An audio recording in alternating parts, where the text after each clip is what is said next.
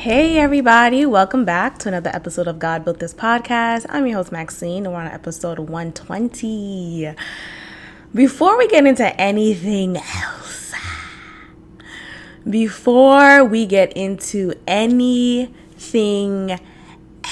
because I have a plethora of topics to discuss on this episode, I want to talk about my breasts. Let's just take a moment to talk about my breasts. I can't tell you the last time I've gotten these things sized, but I do remember the last time I got it sized, I was told I am a double D. And at this point, I think another D added into the doubles, okay? I feel like something else is happening here. Like my breast is fine, nothing to be concerned over, but the amount of heaviness and weight, I feel like the way I'm wearing my clothes is different from, let's just say, 2 years ago. I look back, I'm like, did I gain weight? Is the weight only going towards my breast? What's going on? And being that I'm just I'm a person who loves freedom, who loves liberation, who loves to do what I want, and loves to center peace and happiness in my life. And when I think about my breasts, that is a major part in centering my peace and happiness as far as not wearing bras. I hate wearing bras. It oppresses me. It is oppressive. It is an oppressive system that women are forced to abide by. I have to acquiesce to it because of other people's discomfort when they see nipples. I don't understand.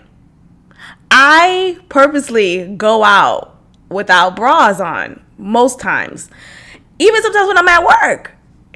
And I understand that I can't, that's a privilege for smaller breasted women because you can't really see their titties, right? It's like, okay, you're not wearing a bra, so. But for bigger breasted women, such as myself, there is no privilege for me to not go out here in the world without a bra. Unless, we live in a world that eventually is comfortable with breasts being out. I wish we were back in Adam and Eve days as far as just being around naked, being out and about naked. That's just, I don't want to go back to slavery and all that stuff. But I want to just walk outside naked. I want my breasts to be out. And it's not even on some, I want niggas to look at my breast. It's funny because I don't want to wear bras. My nipples are hard most of the time, and I swear it has nothing to do with my level of horniness. I'm not horny at all. My nipples are just hard. And I'm not even cold. My nipples are just hard. Okay. And I want to go out and about and not receive any attention. I just want to go out with no bra on because it oppresses me. It is uncomfortable. When I take off my bra, there's marks on my breasts because I'm wearing it for too long. Maybe it's the underwire, and it supports my breasts. It's very supportive, but I don't want to wear it. And I don't want you looking at my breasts. And I don't want you feeling uncomfortable because you see my hard nipple. It's a hard nipple, okay? It has nothing to do with you. It's just the way my body is. I just don't want to wear bras. So I want to get to a point in this lifetime where bras are not expected and it is accepted to not wear them in public places. When I'm here in my home, I'm naked most of the time. Just me and my panties on. That's it. Nothing else on. I hate having to get dressed. I hate having to put clothes on. I don't like layers. I just want to go outside naked and be okay and not get raped. How about that? Anyway, I just need to just let that out my system. No bras 2021. It's oppressive. Let's talk about Porsha. Porsha. What do you guys think I'm going to say about this Porsha situation? What do you guys think I'm going to say? Okay, so let me just give some context for those of you who may not be familiar with the little controversy with Porsha Williams. So Porsha is one of the cast members of The Real Housewives of Atlanta. She is, she's not really famous for anything in particular. She's just a reality star. She is the granddaughter of one of the civil rights leaders who walked alongside Martin Luther King Jr., Dr. Martin Luther King. So she has activism in her blood, and she just started becoming more in tune with that side of herself this past year, due to Black Lives Matter and, the recent killings of unarmed Black men and Black women. And now she's being known for being engaged to a African man, and not just African. I wanna fixate on African, because let's talk about African niggas for a moment. But that's not the issue. It's the fact that she is now engaged to a man who is technically still married, but the divorce is being finalized according to what she's saying. And the wife who he is married to, she is a friend of the show on Real Housewives of Atlanta. And she actually came on the show by Porsha. Porsha introduced this woman, her name is Fallon, as a friend of hers. So she said, oh, Fallon's a friend of mine, and she's so cool, So she's bringing her onto the show. Fallon was on a few episodes, just as a friend of the show. She doesn't have a peach, at least not yet. And she just started off on the show because of Porsha. And come to find out, Fallon and her husband, his name is Simon, he's the African man that I'm talking about, are going through a divorce.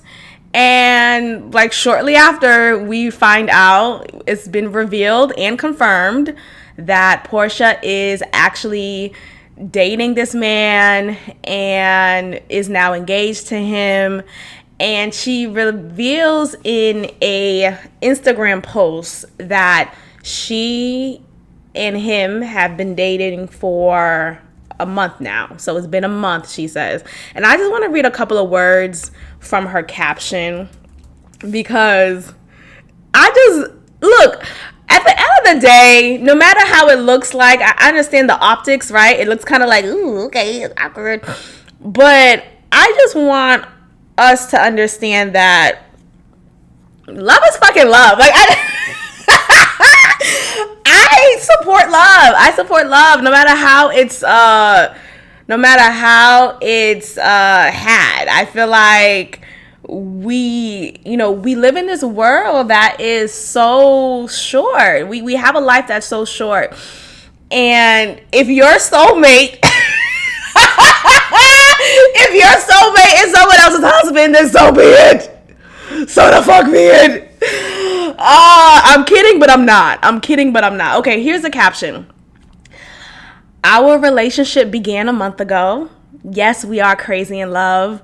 I know it's fast, but we are living life each day to its fullest. I choose happiness every morning and every night. And I want to pause right there, because I think that's so powerful. I want us to choose happiness. I want us, of course, don't let the happiness that you're choosing be in violence in a way. I'm not condoning being in a relationship with someone who is of a minor age, or, something crazy like that. I'm talking about loving who you want to love, right? And going forth with that, and not allowing fear or society's expectations or your family's expectations or what it may look like. Oftentimes we don't get into opportunities, we don't get into relationships because of what other people think. we spend so much time making decisions based off of the validation and approval of other people rather than what we want, what we desire, and just going straight for it. You know, me starting this podcast 3 years ago now was a decision that I made intentionally for myself, to be bold and to be forthright and to stand in my essence confidently. And that means creating a space where I get to voice my opinions, I get to process my thoughts, I get to be vulnerable and stand in that. I've grown so much since the fruition of this podcast, and I applaud everyone who chooses themselves. I applaud everyone who chooses to make the decision that is best for themselves rather than following this type of model that is expected for us. So sure, it may not look peachy keen for Porsha to be in a romantic relationship with a man. Let's say African man too, because we'll talk about that in a second. But a man who is going through a divorce from a woman who she brought on the show. It looks crazy. Let's just be honest. It does look crazy. It looks crazy. But her and Fallon aren't friends. And if we understand how reality shows are, they're fake. For the most part, right? Like, you know, oftentimes when they say, oh, this is my friend, I'm bringing her on the show, they're not really friends. You just have to find a smooth way to introduce someone onto the show. It doesn't mean that they're actually friends. You know, there are relationships on a reality show that are genuine, right? Like, oh, I've been friends with this person for 15 years and you know, they knew me in my first marriage and whatever. Like, there's different types of relationships.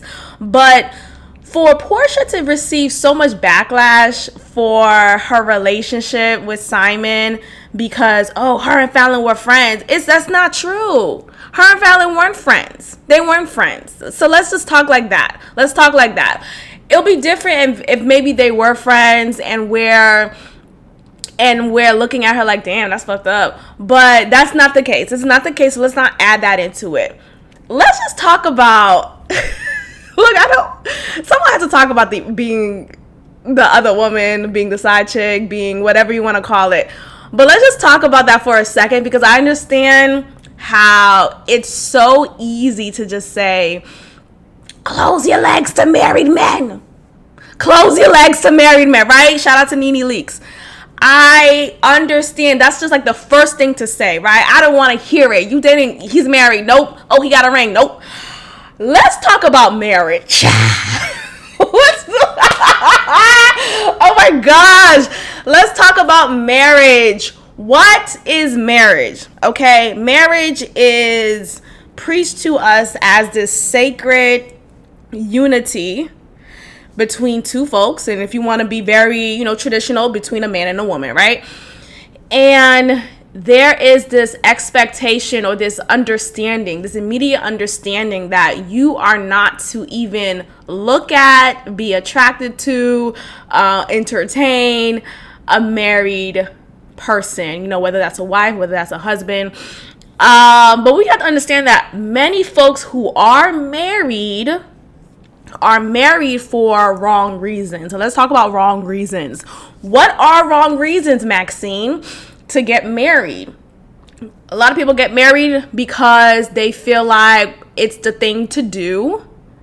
I know a no longer married couple who, they're not a couple at all anymore, from years ago when I grew up with this particular woman in back home in Boston, and many of the young adults in my life as I was growing up back home in Boston, in my church, got married at a particular age. They all got married probably in their late 20s, if I think about it now. Yeah, in their late 20s, they found a girlfriend or a boyfriend. they got married. It was just a thing to do. And especially when you put religion and growing up in the church into play, it is more encouraged and borderline pushed for you to just go ahead and get married, because premarital sex is not at all encouraged, nor is it recognized. Even though many motherfuckers were having sex before marriage, you don't talk about that, and you're not supposed to show evidence of that. And by evidence, I mean being pregnant prior to getting married, right? So the safe thing to do is to just go ahead and get married, because, well, at least I'm having sex under the confinements of marriage. And if I get pregnant, well, I have a husband, so it's fine. And my parents won't disown me. My church won't disown me as well. And this has been a thing. I don't know if it's still going on in Haitian churches. I haven't attended a Haitian church nor been a member of a Haitian church in years since I moved to Houston and left my home church. I still love my home church, but I had to move forward in my own spiritual walk journey. And I talked about that in a older episode of this podcast, so you could go back and check that out, or those who know. But many times people get married because it's just the thing to do. It's the quote unquote natural next step, and it's an encouragement for folks to get married, especially if you are coming from a religious background, right? A religious upbringing, especially when you want to put into the mix where you're already pregnant by your boyfriend. You guys didn't get married. You guys aren't engaged, but to make it look good, let me just go ahead and get married. Let me have a shotgun marriage, a shotgun wedding, and boom, I'm married. Okay, God is pleased, my grandma's pleased, my mom is pleased, my church is pleased, but I'm not pleased, right? I'm not pleased. I'm not happy with this decision, because I am now in this sanctity of a thing that was rushed into, that I did not prepare for, just because, well, you pregnant. You can't be pregnant before marriage, so just get married so God could recognize it, right? And I think that is the problem from the very beginning. We need to stop that, right? So there's a lot of marriages that have happened, and that has, it still is going on because of the pressure from the surroundings of that individual. Now you're in a marriage and you're not happy. This was not the husband you imagine. You didn't imagine your husband to be a bum, right? I know many people who got married and their husbands were a bum. Were a fucking bum. Oh my gosh. And I'm talking about another couple right now. They're still married and he's still a bum. I remember him being a bum when I was much younger, and I'm like, damn, he's a bum. Why is she still having kids by him? And she had like 3, 4, 5, whatever, and look, not my business. But I'm giving you guys context into the fact that people are in marriages because of a pressure placed upon them, because of the lack of self-actualization that they have. So they feel like they have no other choice, right? I am pregnant before marriage. Let me just go ahead. And don't get me wrong. I know a few women who did get pregnant before marriage and still decided not to marry their baby daddy. That happens. But there are plenty of cases when it's the opposite, and you're miserable, and you signed up for something with someone who you did not prepare for. People think, well, if you had a baby with him, then why wouldn't you want to marry him? Why? Because I just wanted to fuck. What? That's why. I just wanted to fuck, and I just happened to get pregnant. I was sloppy, right? I was reckless. I didn't take the proper precautions. I was in the midst. When you're in the throes of lovemaking, you leave that dick in too long, right? He don't pull out, and you're in the zone, you're in the motion, and boom, period didn't come. Boom, there's a bump. Boom, there's a larger bump. Boom, I'm pregnant. Okay? And these things happen. And sometimes when you're in an environment and you're raised in an upbringing that focuses on marriage being the answer, being the solution, right? If you're a horny mess, if you're promiscuous, right? If you are a porn addict, if you can't stop, philandering to people out here in the streets, marriage will solve your issue. Marriage will fix it. And then you get married thinking that it will fix it, thinking that it will fix your addiction to pornography, thinking that it'll fix your addiction to sex, thinking that it'll fix your addiction to lack of self-worth. You know how many people get married because they feel like their husband or wife will validate them and make them be this confident human being, but they realize, oh no, it's actually not happening like that.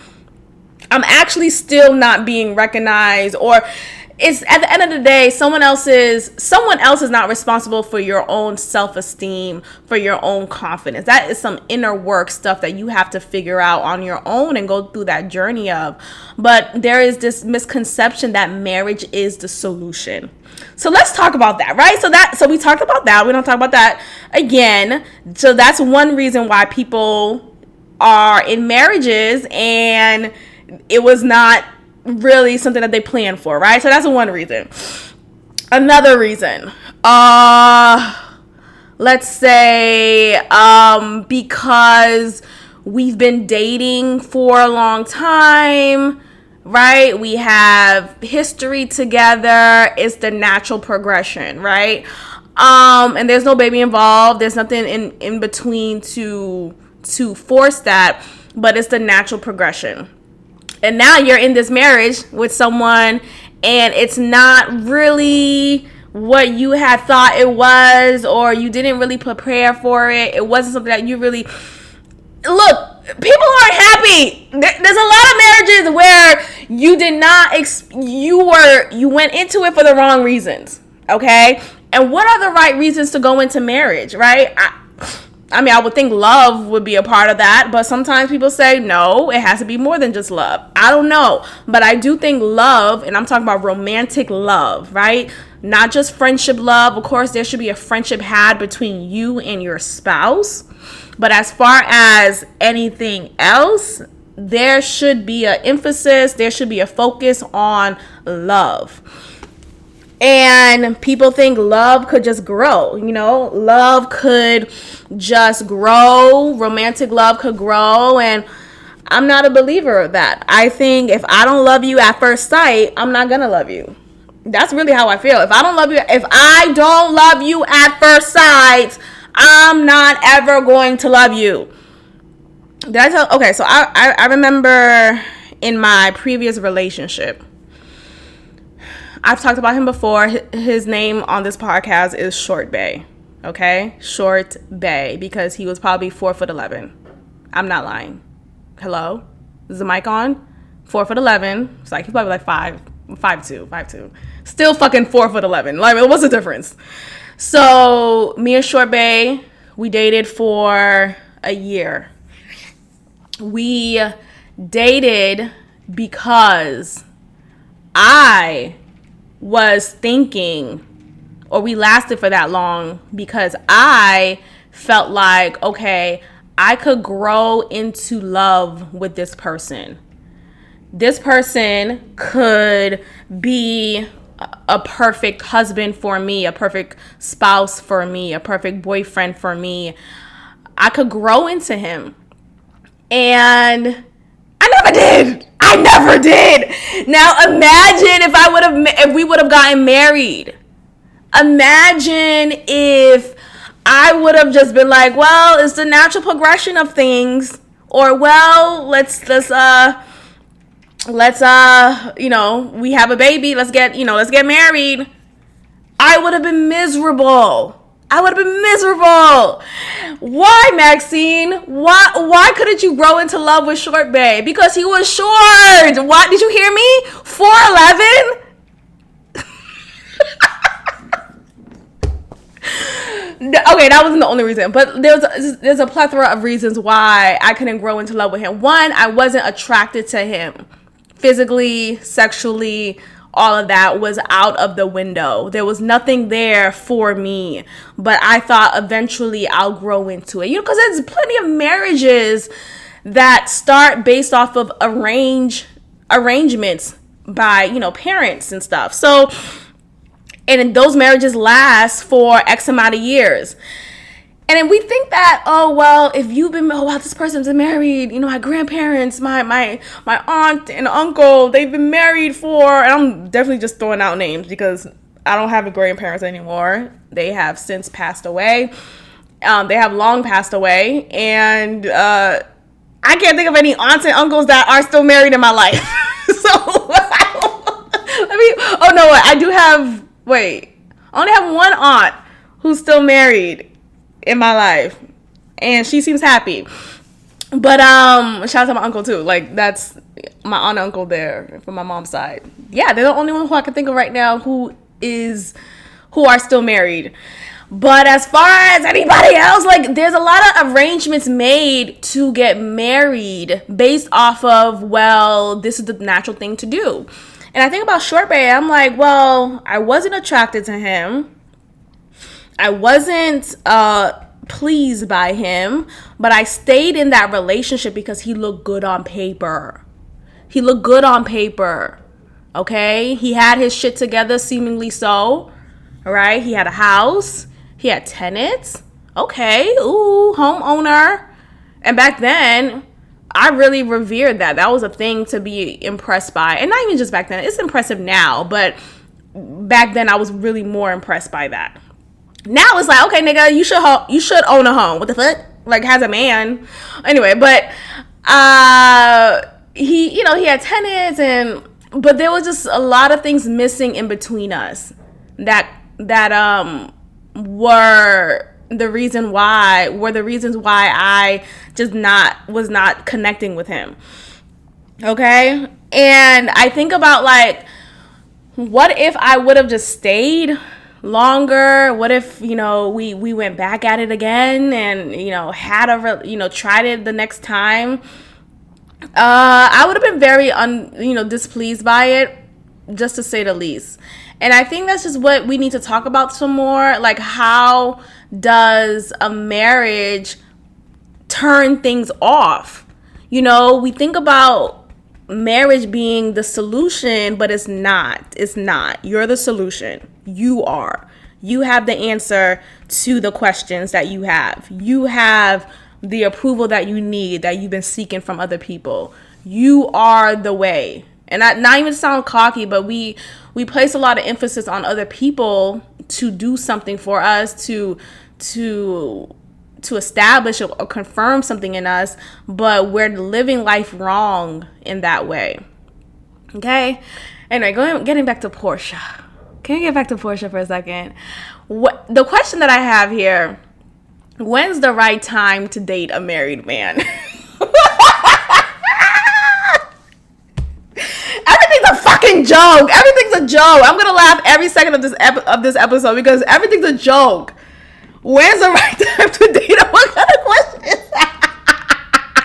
I think at the start of their marriage. No. When's the right time to date a married man? Look, I wrote this question down primarily because when one is going through a divorce, it does not typically finalize within a few days, right? There's a lot of things that come into play that extend the process. So what I mean by this question is, though you may be legally married, there are folks who are separated. They may live in the same house or they may live in separate homes, but they are no longer emotionally attached, spiritually attached, sexually attached to each other. But they have this little thing hanging over their heads. Hey, I'm still legally married. And I want to emphasize the part legally married because that's what it is. It's not a marriage as far as an emotionally fulfilling situation, but it's a legally bound document that you both are still in with each other. And it'll take a process. It'll take some time to to disbarred from that, So remember a few years ago, I was talking to my cousin, and I was saying how, like, she was saying, like, I don't think it's ever the right time to date a married man or whatever. I'm like, well, let's talk about that. Let's talk about that, because a divorce could take a while, and what am I not supposed to? And I was speaking from the standpoint of being the one divorcing my husband, right? If I'm married and I'm going through a divorce with my husband, I know the divorce proceedings is going to take a year. So am I not? So, and I'm not saying I'm actively going out dating, but if I just happen to develop, and that's really what it is. Sometimes you just happen to fall onto the dick. Sometimes you just happen to fall in love with someone who may not be all the way available to you, but you're just there. And I think that's just something that we need to talk about, because there's this idea that you're supposed to just wait until everything is just signed off, and by June 1st, you should be able to start dating again, and that is the moral thing to do. And I'm just not here for it. I think there's a lot of nuance into the situations that we fall under. There's a lot of things that get in the way. Am I supposed to suspend, right? Is Porsha supposed to suspend her happiness, her peace, her love that has been intensified because of this relationship with Simon, because he is still legally married? I don't agree with that. I don't agree that she should have to wait until things are panned out. The fuck? Here's how I see it. It has nothing to do with me. Everything's a fucking joke. Your marriage has Porsha should feel that way, and I obviously she does, but Simon's marriage has nothing to do with her. Even though she's dating him, even though they're moving forward in their relationship, his marriage has nothing to do with her. And what does that mean? It means that I don't need to know every little detail that you have going on with your wife, right? I feel like, if you're going to wrap that shit up. As far as me and you is me and you. The way I see things, I'm good at compartmentalizing. I'm good at separating one thing from the other. And if I was in Porscha's situation, I would be fine. I would be fine. And I think, there's this like bad image, or this, what is it? Like, we like to make a monster out of the mistress, oh, she's a home wrecker, and oh, she should have closed her legs to married men. I don't agree with that, primarily because you're a whole adult. Every party in this situation is a whole adult. You mean to tell me that Porsha came in and wrecked the home between two adults? No. The home was already wrecked. And that has nothing to do with Porsha. Nothing.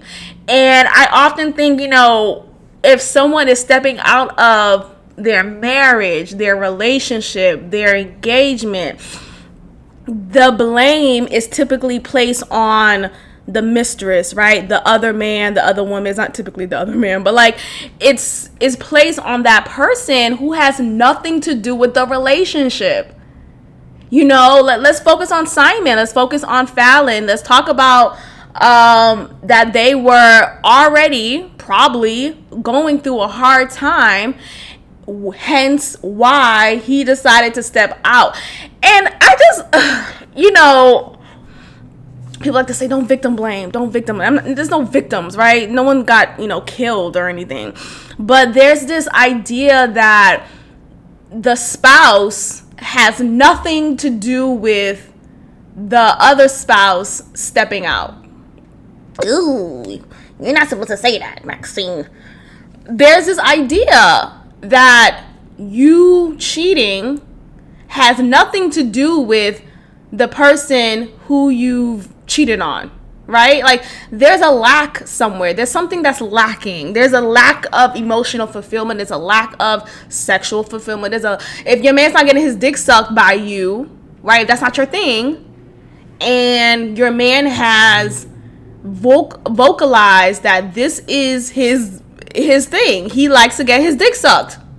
I'm breaking it down to the simplest form, because even at the simplest form, there's some type of understanding that we could reach, right? If I like my pussy eaten, if I like you twisting my nipples every time you see me, I want my nipples to be twisted, right? If I like a massage and it leads to, if I like these type of things as part of the foreplay, as part of overall my sexual fulfillment from you, and if you refuse to please me just on that level, and there's more levels, right? I'm just bringing it down to the simplest things. I feel like sexual fulfillment should be the bare minimum. It should be. But if the bare minimum is not being met, what do you think is gonna happen? Huh? Hello? Do you think something's gonna happen? Like, and I'm not talking about the couples who, the wife is doing everything, is sucking the dick every day, is slobbing it down. I'm not talking about those wives, right? I'm not talking about those marriages, because oftentimes that has to do with the man just being a fuckboy, right? And he has some inner workings to work through. But we're talking about the marriages, the relationships that one party in the relationship, in the marriage, is not doing their part. Whatever part that is, whatever part that was agreed upon. And you're now having to be in this marriage, be in this situation with someone, and something's missing. And you're just going to live with that. I don't think it's fair. So anyway, I think about Porsha, and I think about just like, I just think about like, you know what? Life is fucking short. Life is short. And that's just a fucking joke. Life is short. And if you choosing happiness, if you choosing love, may mean that you're dating someone who is not all the way out of a situation. Okay? Like, life goes on. Life fucking goes on. Like, what is this? Nothing is real. So life goes on. So I just think overall there needs to be some understanding, and there needs to be some nuance to the situation. Okay? I like that she said I had nothing to do with their divorce filing. That's between the two of them. It is, because that's ultimately what it is. And here's the thing. I feel like she's lying a little bit as far as when their relationship began. Like, say if their relationship began prior to them filing divorce, I still believe that Porsha had nothing to do with their divorce filing. And I'm going to say that again.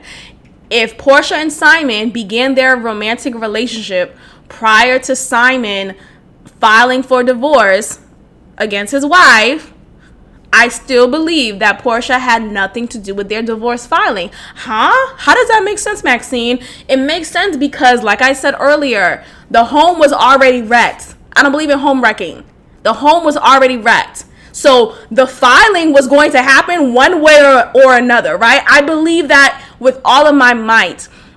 Whether Porsha decided to date this motherfucking African or not, there was going to be a filing of divorce happening between Simon and Fallon at some point or another. Sure, this relationship could have expedited. It could have put an express file, stamp on things. But at the end of the day, it has nothing to do with her. It has nothing to do with her. The marriage was already wrecked. Now, is he supposed to wait until everything is filed? You know, there's assets, there's businesses, there's money, there's children, there's whatever it is that is joints between husband and wife. These are the things that are oftentimes get in the way of a quick and speedy divorce. And that's just how things are. Like, it doesn't mean that he is, you know, it's just fucking live your fucking life. Look, love wins, and I'm here for love. Love wins, and I support Porsha. You know, maybe I'm biased, but like, I at the end of the day, I feel like there needs to be some nuanced thinking and understanding of this situation. Okay, let's think about Adrian Bailon and Israel Newbreed. Well, Israel Houghton. Okay, their marriage, you know, started off kind of, you know, a little suspicious. Like, isn't he married? Or wasn't he married? And it had the same type of start, similar. She wasn't seemingly friends with with his ex-wife, or, you know, soon to be ex-wife at that time. But he was already going through a divorce, or already going through a hard time with his wife. Okay, actually, at that very point in time, he and Adrian Bailon were seeing each other, but he was still legally married. And he actually posted a whole Facebook post regarding the situation years ago when they first started, you know, when they started dating. And he said how he did step out on his marriage. They tried to repair it, but there was a lot of things wrong with their marriage. There was a lot of things that was making him unhappy, making his spouse unhappy, and they tried to make it work. They tried, and they were married for a long time, but it just wasn't working out. So towards the end of a marriage, when it's not working out with your spouse, what do? You just stay miserable until the divorce is finalized, and then you can start dating. I don't believe that. And I don't support that. I think, you know, like I said, happiness is short. Life is short. Therefore, your happiness should be your focus. You should try to pursue happiness as best as you can. And if that means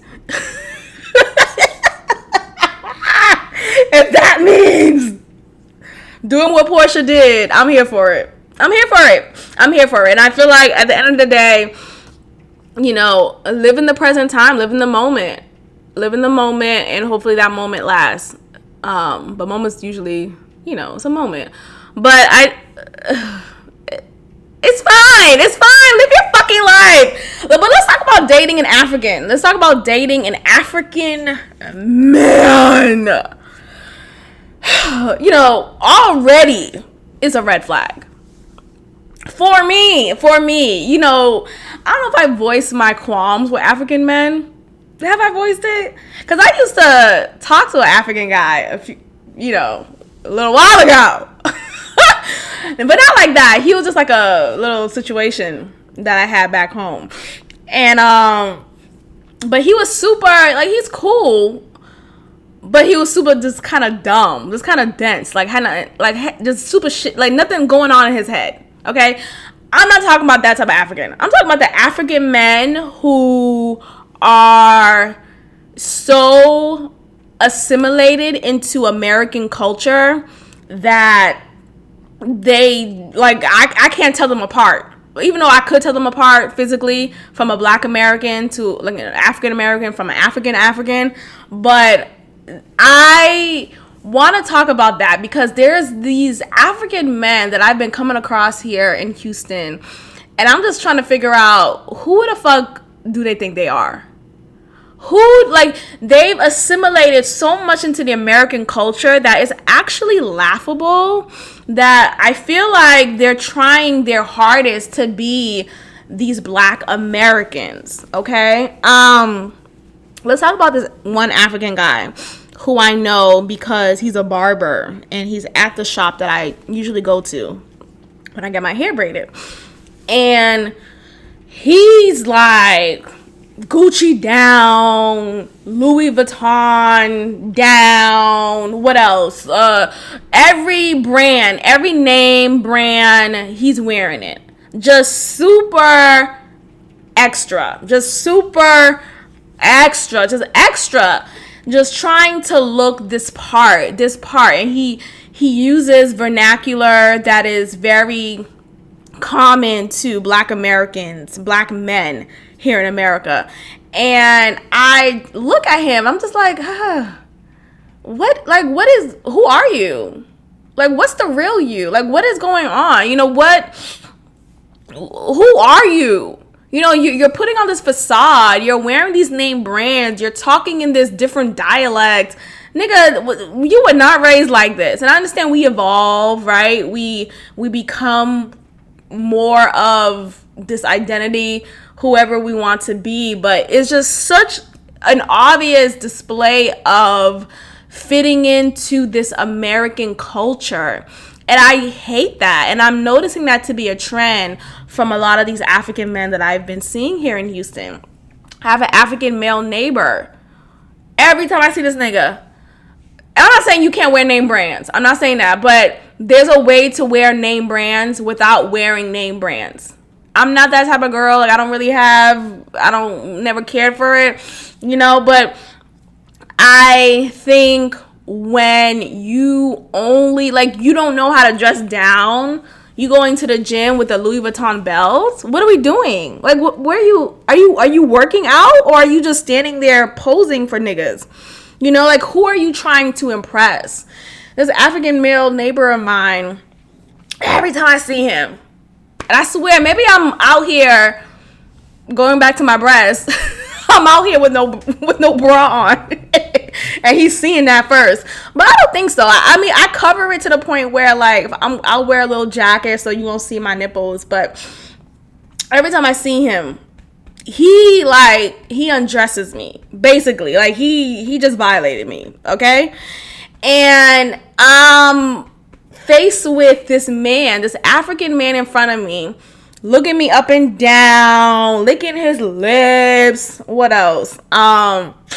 Just like making me feel cheap. At the end of the day, I feel cheapened by his presence in front of me because he's gawking at me. And he's the type of, you know, some people, when they try to flirt with you, you know, you give them a hello, you just say hello, and they take that and run. Like, oh, hello, hi, I just wanted to see you look so beautiful today. Do you have a boyfriend? You know, they go the distance. And I know, because I've experienced this with African men, with Caribbean men, with all, like, it's particularly, you know, just men of, you know, foreign descent. They have a way about them where you give them a fucking inch, they'll take a mile. They're going to go far, as much as they can with you, and see what, you know, what's popping. Every time I see this guy, he's looking me up and down. He's ready to say something. And I could spot something. I could spot a creepy dude. I could spot anybody. But I could spot any type of energy. And I spot his energy from a mile away. And you just gotta keep it moving. You can't make eye contact. You make eye contact, they take that as initiative. They take that as, oh, she's interested. Let me say something, right? So I just keep on walking. You know, press the elevator, focus on my phone. Don't just hello. That's it. If that. And he again is another display of African men who I've seen here, who just completely erase or eradicate their Africanness. They are American down. And I just think that's just deplorable. I see the women that he's with, they're all about that same type of look, like this, like flashy, this, you know, just I got all the latest trends. I have this, I have that. And I'm just not here for it. I remember the African barber, he said to me, what happened? No, I was talking back to him, not in a rude way, but like I was engaged in a conversation with him before. And that day was driving a rundown caravan. And okay, like, whatever. Like, I don't really see that, right? But I noticed that he was driving that. Whatever. I see it, but I'm not, like, taking it in as a, ew. Like, it's not a turn off necessarily. Okay. So then he mentions to me in the first conversation, the first breath, that, oh, no, well, I'm just driving this car today because my Escalade or my Mercedes, whatever, some G76050, whatever car that is for Mercedes, whatever it is, he's driving, that's in the shop right now. Like, it's in the shop. Or he also said that he changes his car, he swaps his car every few months. He brings his car down to Ghana, where he's from, and he sells his car there. And he's saying all this to explain why he's driving this rundown caravan. And I'm saying rundown for a purpose, not to place judgment, not to make him inadequate at all, because again, I don't care about that, but it's to make it clear that he sees it as his rundown situation, and he has to explain so quickly why he is driving this type of car. And I'm having to just sit there and watch him go down this journey of, I'm still good enough. I'm good enough. Do you still see me? Look, I could afford having a G76. I could afford having a Benz. I could afford this. Don't look at this rundown caravan. And I'm looking at it like, okay, now I'm unattracted. Now I'm turned off because you think I care so much about that. And not even just that, you care so much about that. Why do you care so much about that? None of these things matter. Like, what? We place value on these things, right? If you have the latest phone, don't get me wrong, I do want a new iPhone because my shit is cracked. On the back though, not on the, well, just a little crack on the bottom. But look, we get so hyper focused on having the latest things, right? And then we have the latest phone, the latest clothes, the latest hairstyle, the latest home style. There's different things that we feel like we need to have in order to appear successful. But okay, you have this Benz, but do you have equity? Okay, you have this Benz, but do you have your own business? You have this Benz, but do you have employees? Like, do you really have a stock in things? Like, what do you? Oh, but I got a Benz though. I got this Gucci belt though. But you're renting. Oh, okay. I mean, like, and that's, look, and me saying all this, I don't think it's a fucking joke at this point. But me saying all this is just like contextualizing the fact that a lot of people, African men in particular, who I've encountered, place a lot of emphasis on the wrong things. How can I be American some more? How can I be American down to the socks? But you don't have any money. You just leased this car. Like, is, so what are we doing? Like, I'm not impressed. Like, come to me with, don't come to me run down, but you coming to me with, the latest Gucci, the latest Yeezys. I could give a fuck. Like, if I could give any less of a fuck, I would. I'm just so unimpressed. And I'm seeing that a lot from these African men, which is why I'm telling Porsha, don't date this guy. Because he's an African man. But no, look, aside from that, her African man, apparently he is a millionaire, and not just a millionaire, he has 40 million, in his name. So I get it, Porsha. I get it. But again, sometimes you gotta date the married man.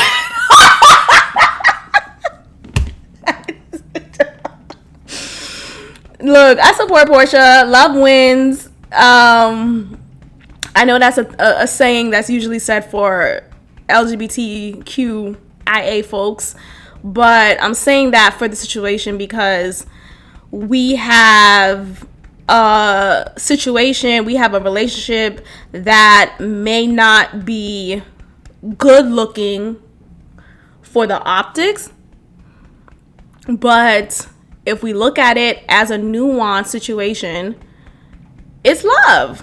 At least I'm not in that relationship, right? I don't know what's going on, but at the end of the day, let people do them.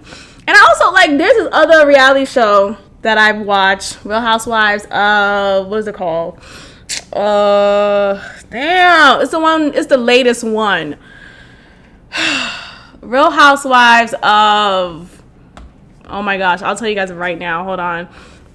Real Housewives of Salt Lake City. Yes. Okay. So Salt Lake City is the latest one in the franchise.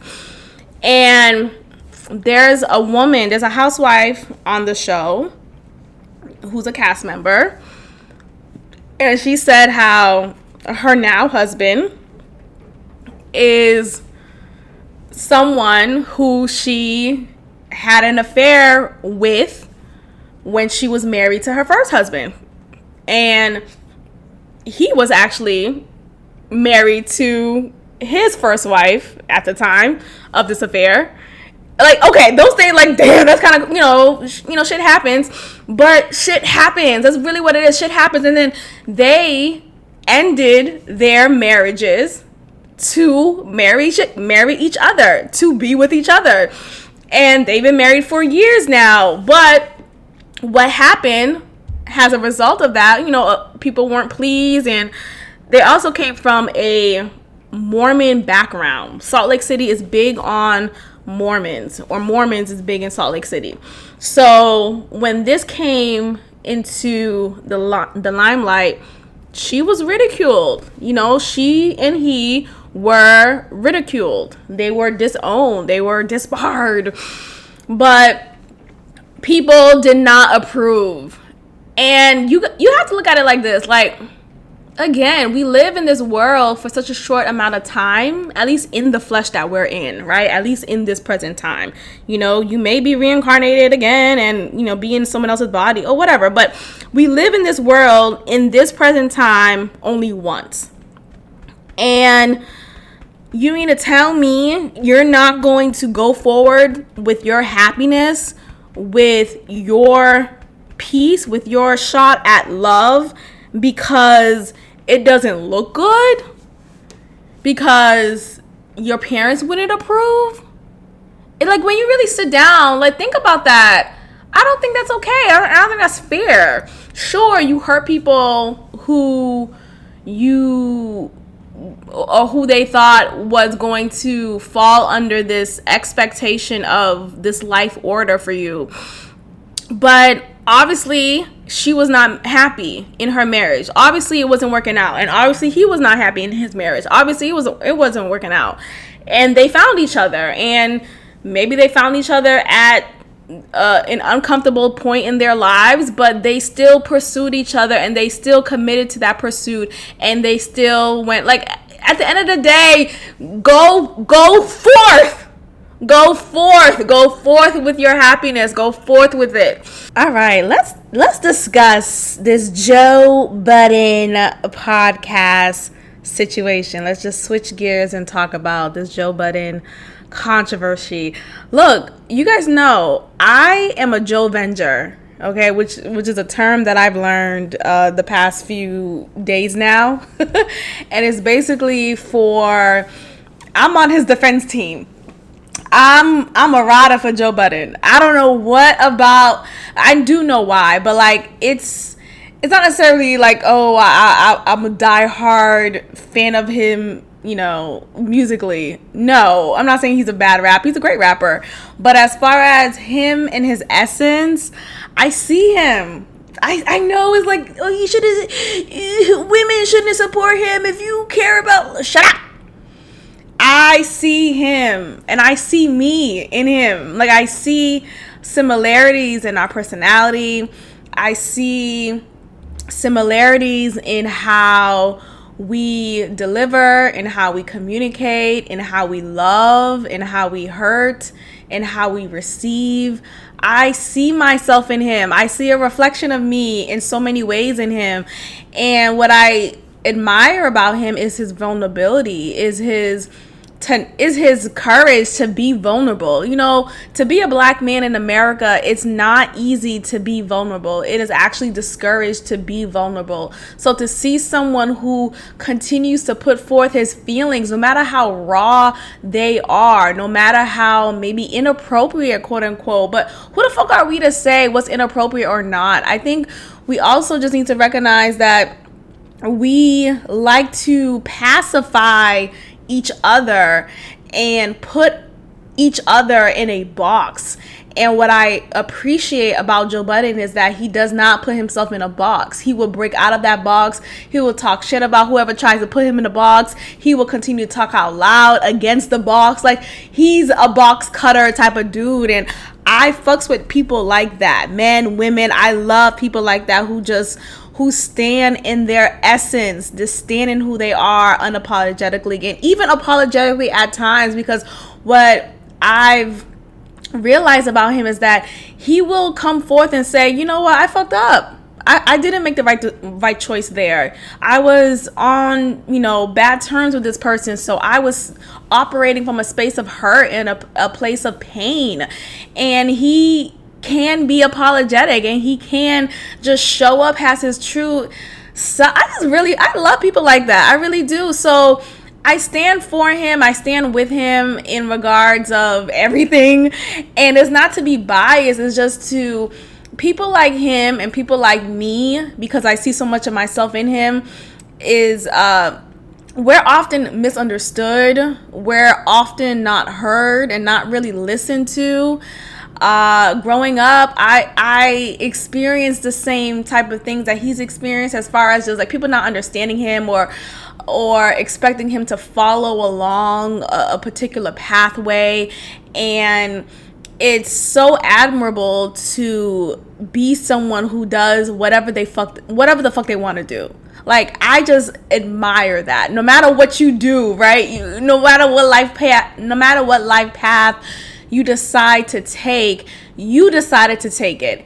And that's what I admire about Joe Budden. And of course, his history in just social relations in general, whether it's romantic, business, friendship, whatever the case is, there is somewhat of a tainted history. And it's so easy to just to judge him based off of his past and based off of him when he was younger and when he was in relationships that weren't the best, that were classified as toxic.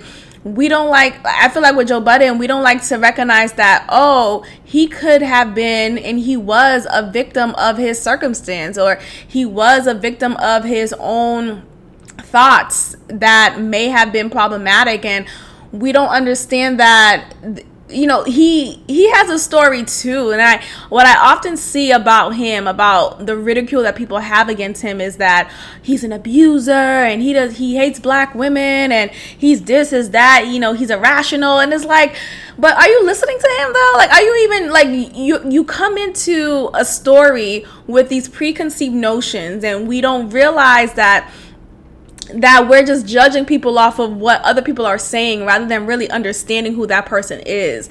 And the way I am, I like to understand you, right? I seek to understand, and I like to be understood too, because I'm often misunderstood. And what I see with Joe Budden is that he is often misunderstood as well. And don't get me wrong, he does not always handle things with grace and the best care, maybe sometimes. But at the end of the day, there needs to be some level of understanding that we're giving. Like, are we listening? A lot of people just come into conversation about Joe Budden and towards Joe Budden with this preconceived notion, with just no openness, with no grace to just understand. Like, Look, and it's probably bad. I don't think it's bad, but like, I like to even understand killers. I like to understand people who do horrible shit. Like, what happened to you? You know, what happened to you for you to commit this crime? You know, what happened in your life that brought you towards this path of evil, of danger, of creepiness, of unsettling energy? What happened to you? I like to understand.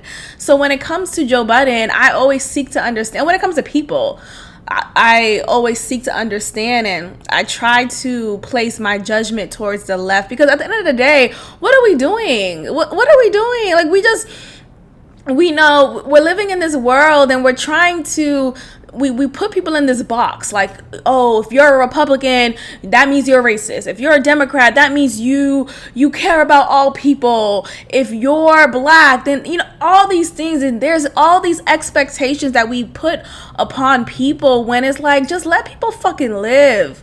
Let people be. Let people make mistakes. Let people grow. Let people evolve. Let people be. Let that be the word of the day. Be. What you doing today? I'm being. I'm just being in love. I'm just being in pursuit of happiness. I'm just being in my full essence. I am just being. Let him be. Let Joe Budden be. Okay? That's the title. But okay, for those who may not be familiar with the controversy, is that so Joe Budden fired his 2 guest co-hosts on air while they weren't present of the episode. So Rory, or like DJ Academic says, Rory. DJ, he's so funny. But yeah, Rory and Mal were absent from the show for a month. And in their absence, Joe Budden put or replaced them with his two of his close friends, who he's known for many years, Ish and Ice, who I love the replacement. I would rather have them on the show than Mal and Rory. I think with Mal and Rory, what went wrong was that they eventually stopped caring about the podcast. And if you've watched the podcast or listened to the podcast since the beginning until now, you would recognize that there's a difference. Maybe there's some resentment. Maybe there's just a disconnect. Maybe there's boredom. Maybe there's a lack of interest that is had when it comes to this podcast thing, or their podcast, or the environment that they're in. Whatever it is, there is a disconnect. This podcast has been successful based off of the chemistry that is had between Rory and Joe, between Rory and Mal, between Joe and Mal, between, all 3 of them, including Parks as well, who's the engineer, and he'll speak a little bit too much sometimes, but like, he'll speak too as well on the podcast. But ever since that chemistry has been shaken, there's a downfall. There's a difference in just the vibes of the show.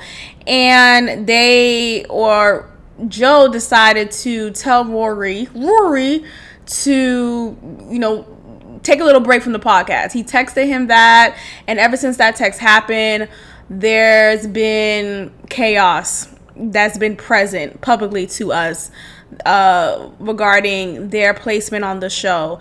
And Mal decided to take it upon himself to ride for Rory, who I find that a little weird, because Mal has known Joe longer.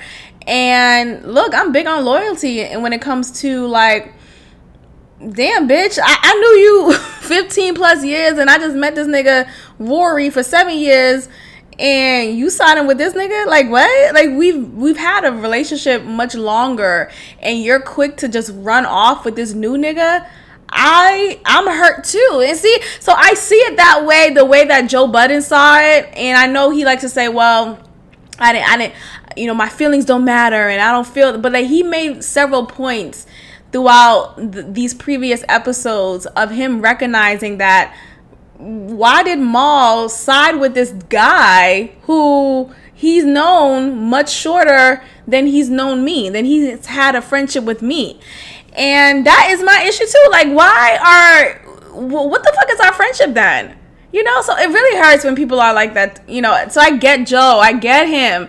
And there's now this talk about there's a lack of transparency when it comes to the books, the books meaning the accounting, the money that's being profited from the podcast. And apparently Rory and Maul feel shortchanged when it comes to how much they're getting paid. And what I don't understand is I think there's just been a lack of communication all around, and it's easy to paint Joe Budden as the bad guy. And when let's talk about this for a second, because there's this we talk shit about our bosses, right? There's this common nature, there's this culture around colleagues, around employees in particular, talking shit about their boss. And I don't like that. Not all the time. I understand sometimes maybe the boss is something stupid and you want to rant to your colleague about it, X, Y, and Z, cool. But I also like to like I said, I like to understand people. I like to seek to understand you. We all come from different backgrounds. We all come from different perspectives. So let me learn about you. Let me learn you. And that's how I feel about bosses as well. The boss that I have at my workplace, I love her. I love her. She's great. And I've been through a plethora of bosses who I did not like, who did not make me feel valued. And what I appreciate about my boss is that I am valued. I am seen. I'm heard. I'm recognized. I feel good in her line of employees or whatever, but that's what I appreciate when it comes to relationships in general. Am I seen? Am I heard? Am I valued? Am I appreciated? All of these things. And I feel that from her, and I've experienced that with her in our working relationship.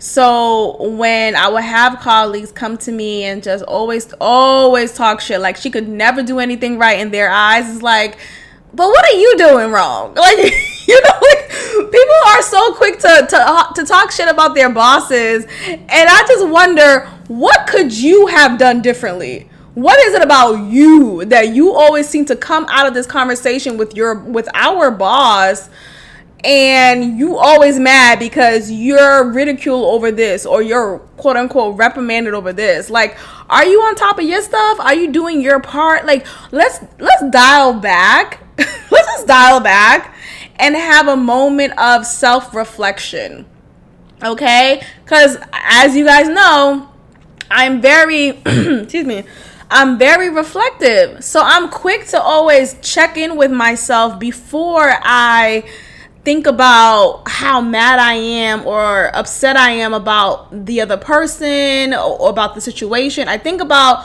okay, what could I have done differently, or what did I do to possibly contribute, or what is your responsibility?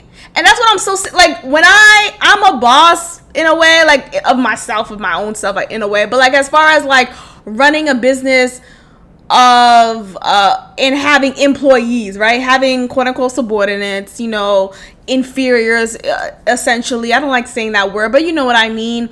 I want to also create a space where you feel seen and heard and all these things. And when we're just like expecting the boss to be perfect and all this stuff, I'm just wondering, like, when are you gonna take responsibility?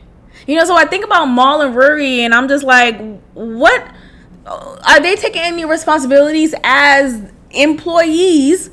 Because apparently they're not partners of the Joe Budden podcast, hence the name, and they don't have partnership at all in the business, from what I'm gathering, right? And I'm a Joe Venture, so I'm riding with Joe.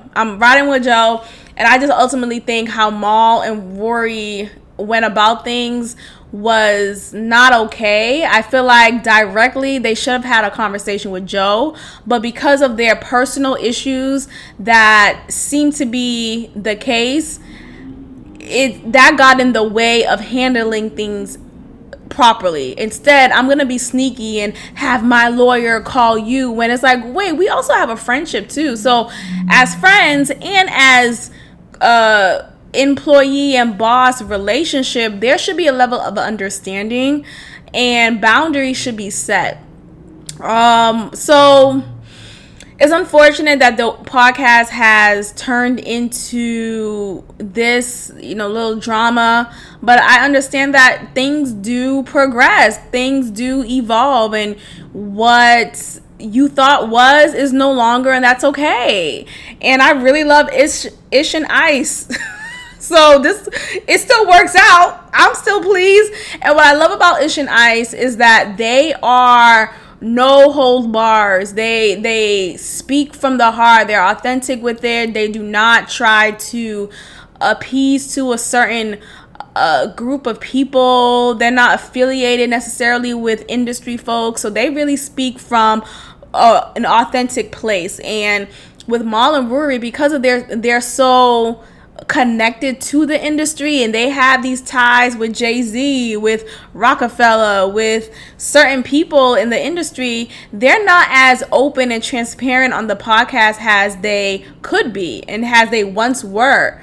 Especially with Mal, he's not as open about anything. He's very close-minded. He's very archaic in his thought process. He doesn't even really have much emotional experiences when it comes to women and when it comes to dating. At one point, I thought he might have been, I don't want to say gay, but like maybe it's asexual. Like something's a little off with him. Like there is this closeness that he has. Like he is completely closed off when it comes to vulnerability, when it comes to vulnerability with women, when it comes to just fucking. Like I can't think of one last story he said about any prior relationship, and it's fine. Look, I don't think it's a red flag necessarily when men haven't been in relationships for a long time, but to not have any type of relations with women, or at least that's how it comes off. I know he said, I don't understand why you guys think that, but I think because he's not so forthright with it, not to say he needs to say every detail, but you're on a podcast. Like you have to be transparent, right? That's what makes it work. That's what makes it connect with your listeners. You know what? On this podcast, I share a lot, right? There's a lot of y'all listening who would reach out to me and be like, dang, I didn't know you felt this way, or dang, that's crazy. I didn't think he was gonna say that. Like, I'm very open, and there's some things I could be throw you out the window type of open, but I try to keep things a little, I try to keep some things to myself, but for the most part, I am very out there, and I like doing that. There is no point in having a platform and you're just putting on a facade. I feel like the whole point in life is to connect with people. The whole point in life is to connect with people. How can I connect with you, right? How can you connect with me? And this is why it's important to seek understanding when you're speaking to people. This is why it's important to really just sit back with yourself and reflect and find ways to connect with people. How can we find areas where we are closer, or where we understand, where we just vibe? Like what are we doing? Like, we're in this world. It's already hard as it is, right? And though it's beautiful, it's hard at the same time, but that's the beauty in it.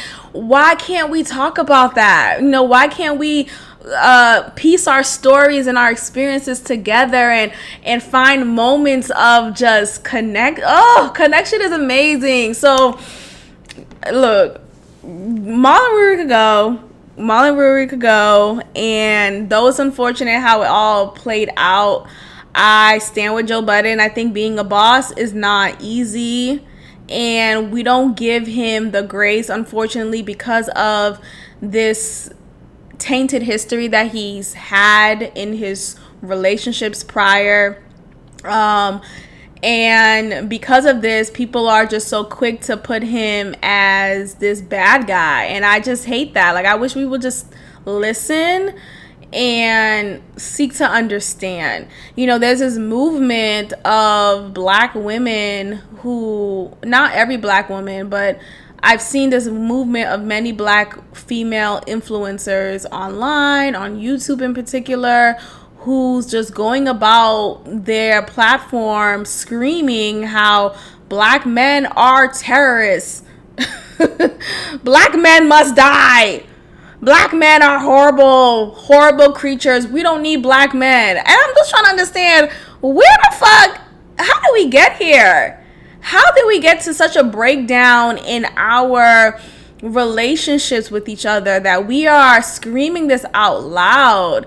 And yes, there are black men out here who have degraded and been violent towards black women, and who has been condescending. Like, of course, there's a chunk of black men and white men. We could go down a whole list of black men who's done that, but there's also plenty of black men who love us.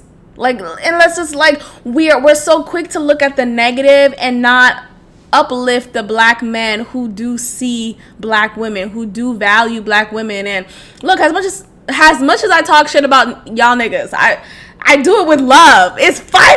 It's a joke. But yet I'm seeing a lot of seriousness around this whole notion that black men must die type of thing. Like, damn, black men. I've literally seen a whole black female influencer who has a large following, and she'll just say black men are terrorists. And I'm just like, okay, this is dangerous rhetoric. If a black man were to have said that on his platform, where he has a large following, and he says black women are terrorists, you know how much backlash he would get?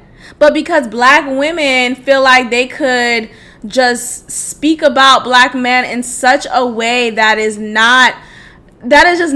not nice. And yes, hold black men accountable, but I also feel like while we hold them accountable, let's love them, let's uplift them, let's seek to understand them. We all come from the same sort of history, right? Maybe my upbringing may not be the same as someone else who's not Haitian, but at the end of the day, we're still black. We're still, we still share these experiences that is had here on this land of America. So to be quick and to go about and spread this rhetoric of black men being terrorists, it really just hurts. I think it's hurtful. I feel this tinge every time I see this online, every time I hear it, and I look at those black women like, damn, bitch, you just if you just want to be by yourself, just say that. Then you don't have to talk about how black men ain't shit. Like, if you just want to be by yourself, then just be by yourself. Like, just be by yourself alone. You don't have to just go ahead and eradicate all of the black men because you've been hurt by 2 or 3 of them. Look, I've been hurt by plenty of black men, and I still love them.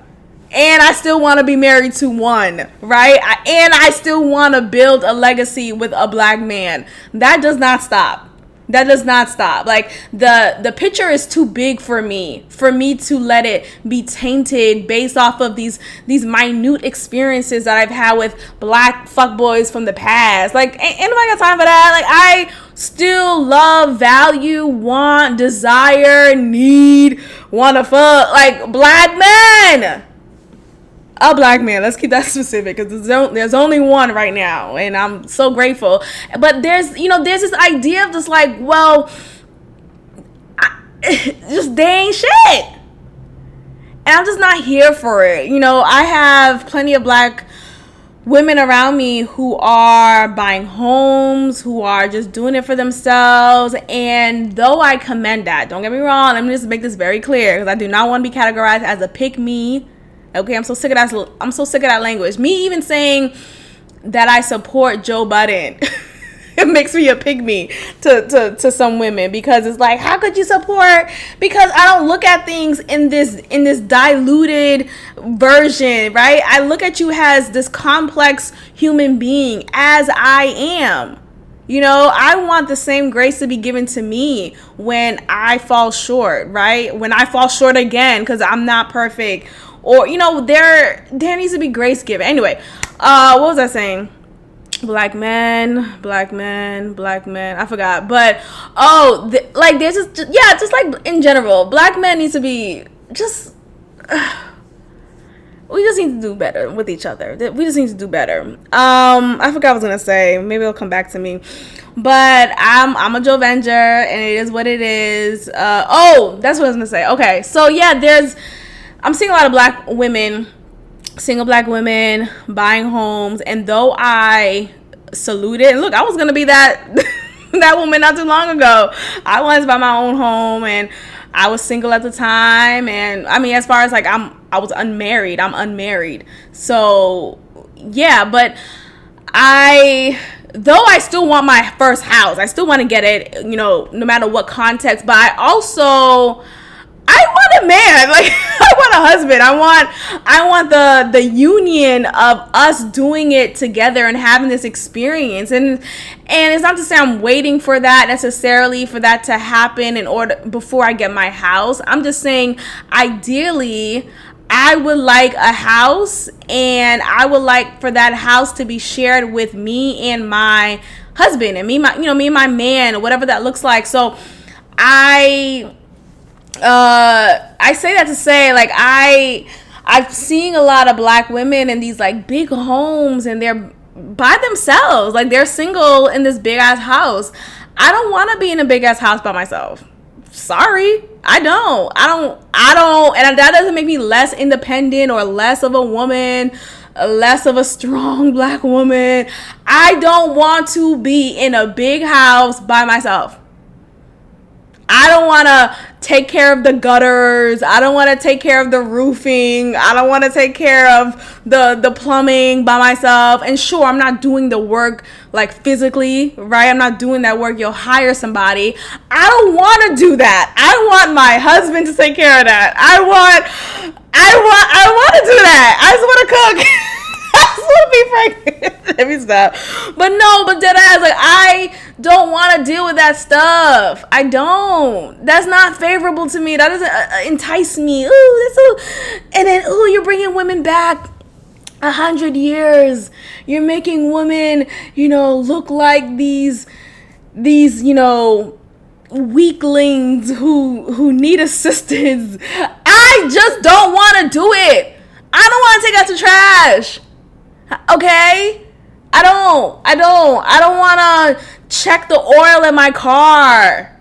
I want my man to do that. I want that to be, and I want that traditional home. I really do. And to be categorized as this pick me woman, and for those who may not know what that is basically, if you at all agree with the man in this day and age, if you agree with the man, and let's add on to that, and you disagree with the woman when it comes to just anything, like when it comes to the politics of dating or just any interpersonal relationship issue that arises, and you're saying, well, I understand how a man feel this way, then you're categorized as a pick me because it looks like you're trying to get the man or get any man to pick me, pick me as your woman, pick me as your wife, see me, and it looks like you would try to diminish women as much as you can in order to be picked by a man. And that's not me. Like, we need to understand that there's moments in conversation that we have with people, and we realize, I don't agree with you, and that's okay. Doesn't make me say that you're less of an educated person. I just don't fucking agree with you. It doesn't make me say I'm desperate for a man to pick me. I just don't fucking agree with you. So, I'm just not here for this whole black men are terrorist stuff. We are dividing ourselves more than we realize, when we're living in a world that's already trying to divide us anyway. We're already hated by the white man, or the black man is already hated by the white man. And, you have prison. You have the complexities of prison. Okay, going to jail. That's already a lot for black men. So why do you think it's appropriate to add on to that? You know, I already have a cousin who's been doing time in prison, a male cousin who's doing time in prison, and I feel like it's appropriate to add on to his plight as a black man. Like, why do that? Like, I would want my man to come home and feel released when he's with me. Feel like he is so at peace, that he is so at one with himself, just because my presence, my essence has created a space for him to feel that way. I don't want you to come home to me and you feel more angst, right? You feel more anxiety, you feel more unnerved because I'm adding on to what the world is already giving you. No. Let's lift each other up. Let's find ways, especially if we share the same community, let's find ways to lift each other up. I want to end off this episode by talking about Married at First Sight real quick. I think Eric and Virginia is a toxic couple. You know, the easy toxic couple that we recognize on the show is obviously Chris and Paige. But I think I think Eric and Virginia is a red flag for me. The way that the decision day unfolded for them was very uncomfortable for me to watch. The fact that he pressured her, basically, he spoke for a good 10, 12, 15, 20, an hour during his decision explanation, right? And he did not give her or even allow for any space for her to speak. After he went through this whole speech, this whole lecture, he got down on his knee and proposed to her. And Virginia, it felt like she had no choice but to say yes to his proposal. She didn't have an opportunity to develop her thoughts and vocalize how the experience was for her. There was no questioning done towards her because Eric stole the show. And what I don't like about that is that it's a testament of the reflection of their relationship. He would talk over her, he'll talk at her, and he want things a certain way. And though I don't like Virginia, I don't like Eric, I don't like both of them independently and collectively. Just wrong. But I really did not appreciate that. You know, it seems like he is a pacifier. He will silence her at whatever point she needs to be silenced according to him. So I'm worried about that, and I wonder how this is going to unfold. I am triggered by him because Short Bay, you know, the guy I dated many moons ago, is very similar to Eric. I don't know if he's changed now. I haven't spoken to him in a year or so, but he's very similar to Eric. Very similar as far as this controlling, this rigid way of thinking, this uneasy delivery where he'll just be like all or nothing type of thing. Like, well, if you don't want to do it, then I'm done. I'm out. That's not gonna happen. I'll leave right now. You can leave. I know where I'm gonna stay. I know what house I'm gonna live in. You can go wherever you want to go. You don't have to stay in That was Short Bay. That was Short Bay towards me. When we were dating, we'll get into arguments and he'll say, well, we don't have to do this. We don't have to be together.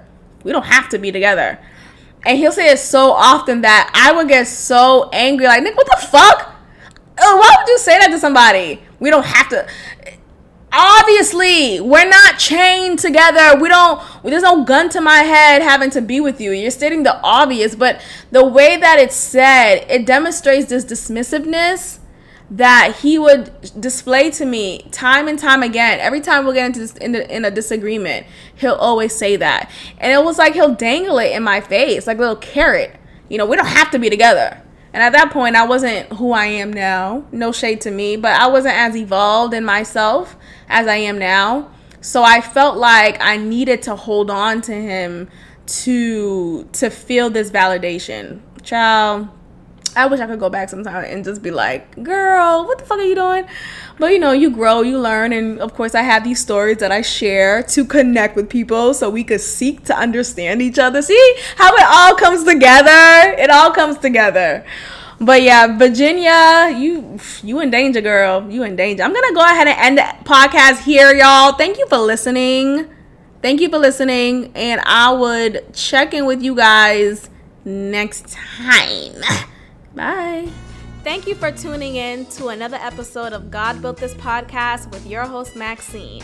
Be sure to leave a review, give me 5 stars, and of course, subscribe. Also, follow God Built This Podcast on Instagram at God Built This Pod. God bless.